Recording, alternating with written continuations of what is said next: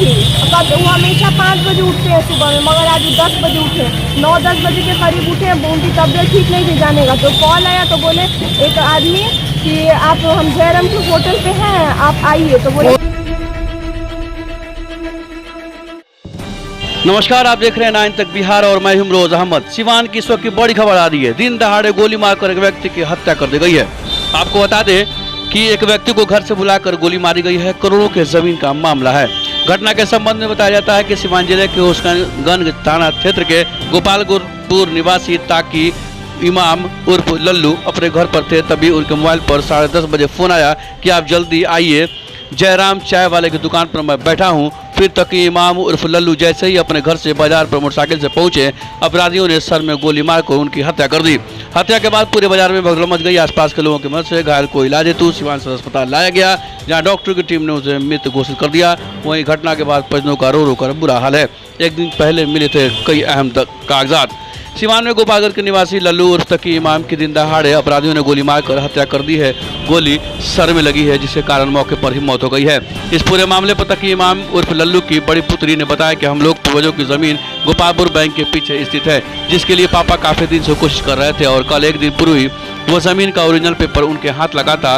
तो वह बीती रात वो जमीन का पेपर लेकर आए और मुझसे बोले कि बेटी जरा पढ़कर ये समझा दो, क्योंकि ये बहुत मुश्किल से पेपर हाथ लगा है और हम लोगों के पूर्वजों की ज़मीन है। आपको बता दें कि उनकी पुत्री ने बताया कि उस पर पहले से ही एक धन्नू सेठ की नज़र है और वो बार बार उसे ज़मीन को अपना बताता है, जिसको लेकर के मेरे पापा और उससे काफ़ी दिन से इस ज़मीन को लेकर विवाद चल रहा है। और आज मेरे पापा की तबीयत ठीक नहीं थी, फिर भी उन्हें एक व्यक्ति ने फ़ोन कर कहा कि आप जयराम होटल पर आइए, वहीं चाय पी करके फिर आगे चलेंगे।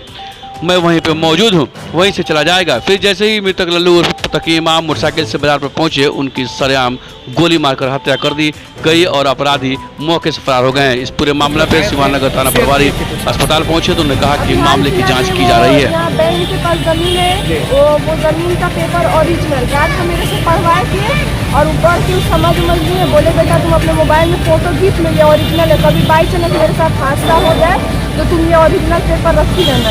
तो उसके बाद से आज वही खाना वाना खा के सुबह में अब वही ओरिजिनल पेपर बैग में अपने लेके निकले हैं। और लास्ट कॉल एक आदमी की आई थी तो बोली कि जयराम होटल पे आप भैया आइए, हम चाय पी रहे, फिर हमने साथ में निकला जाएगा। और वो निकले और फिर 20 मिनट आधा घंटा के बाद खबर ही आ रही है। और भी बहुत ऐसा मैटर है जिसमें उनकी दुश्मनी थी। अब बार बार लोग धमकी दे रहा था कि एक धन्नू है, वही बैंक वाली ज़मीन थे, उनको बार बार टॉर्चर कर रहा था कि तुम बैंक की ज़मीन पे अगर दिख गए तो हम तुमको डायरेक्ट वहीं मर्डर करवाएंगे। और एक बार वही रात में वही जहाँ पे अभी घटना हुआ है वहीं पे रात में एक बार गोली चल चुकी थी, जिसके कारण वो बच गए, चले आए घर। अच्छा, एक बार और गोली चल चुकी है। ये काफी घटना 1 महीना पहले की रात के टाइम में कोई नहीं था, 3 KTM बाइक थी, वही धन्नू सेठ की बाइक थी। ये कौन है धन्नू और कहाँ के रहने वाले हैं?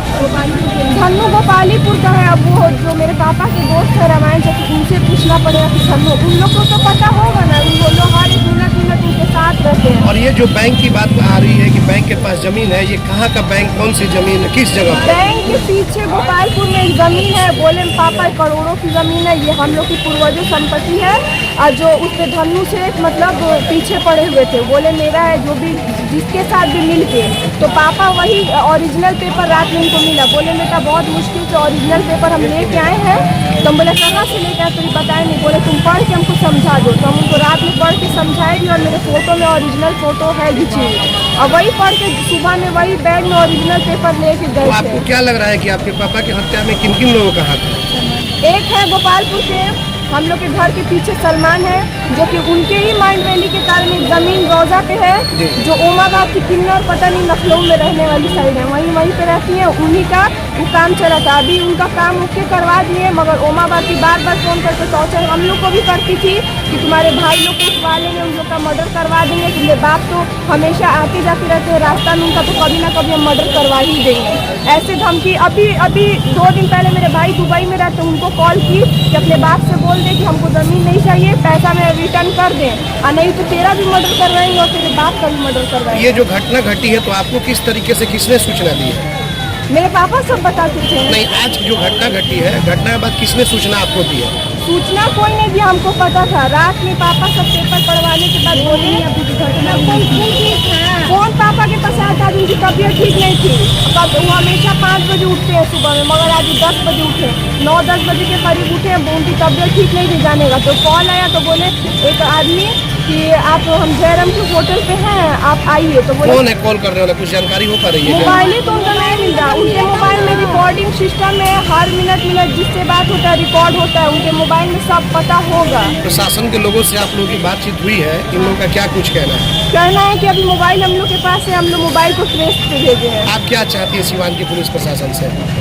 हमको इंसाफ चाहिए बस। मेरे पापा का जो भी ऐसा हादसा हुआ, हमको इंसाफ चाहिए आप बस। अपना नाम बता दीजिए। मेरा नाम है फेजा फातिमा। कितना जमीन था वो बैंक के पीछे वाला? अब इतना हमको जानकारी नहीं है करोड़ों का है। जी। करोड़ों का जमीन। करोड़ों का कौन है आप जो मरे उनके कौन है? हम उनकी बड़ी लड़की हैं। ठीक है। क्या घटना घटी है चेयरमैन साहब, कैसे घटी है? घटना तो हम लोग हमारे वार्ड पार्षद और हम वार्ड में आ रहे थे कोई काम लोगों को। तो रास्ते में लोग पब्लिक भाग रही थी, हमने पूछा क्या बात है भाई, क्यों भाग रहे हो आप? तो मर्डर हो गई है हरियाणा कुतु छपरा चौरा में। हमने गाड़ी रोका, हम भी उतरे, वहाँ देखे कि अरे ये तो लल्लू भाई हैं। तो हमने सूचना गोपालपुर के ग्रामीण को दिया और प्रशासन ने भी फोन किया कि सब देखिए ऐसे घटना हो गई है यहाँ चौरा में और लल्लू जी को गोली लग गई। तो बोले कि जिंदा है कि मर गए? हम बोले देखिए सांस तो चल रही है, मगर इनको फौरन ले जाना पड़ेगा हॉस्पिटल में। तो सांस चल रही है? हाँ चल रही है। तो पर वहाँ प्रशासन भी आई, प्रशासन लाश पर लेकर आई। जब तक हम आगे आ गए यहाँ हॉस्पिटल में, आने के बाद मालूम चला यहाँ मतलब वो दुनिया में नहीं रहा है। क्या लग रहा है कि आखिर घटना किन कारणों से अब हुई? देखिए घटना तो उनका जमीन का कुछ कारोबार था और इसी में हमें लग रहा है ये घटना हुई होगी। मगर इतना हम प्रशासन से मांग करेंगे जो भी है उनको परिवार को इंसाफ मिलना चाहिए। क्या नाम था उनका? लल्लू उर्फ तक्की नाम था उनका। किस जमीन में काम करते थे? कितने लड़के के बच्चे छोड़ के? 3 बच्चियाँ आई उनकी लड़की कुछ बता रही है कि हमें हाँ मालूम है कि वही बताएगी। उसको शायद पता है कि पता है, हाँ वो हमें नहीं मालूम है मगर उन लोग परिवार में पता है। प्रशासन से हम भी कहेंगे प्रशासन उन लोग से पूछताछ करे कि कौन किया, कौन बुलाया और मालूम फोन करके बुलाया गया उनको, है ना? आप क्या चाहते हैं प्रशासन से? प्रशासन से भी यही करेंगे परिवार को भाई इंसाफ मिलना चाहिए और उचित कार्रवाई हो जो भी किया है। आप अपना नाम बता दीजिए। हम इमाम जाकिर नगर पंचायत संघ अध्यक्ष चेयरमैन।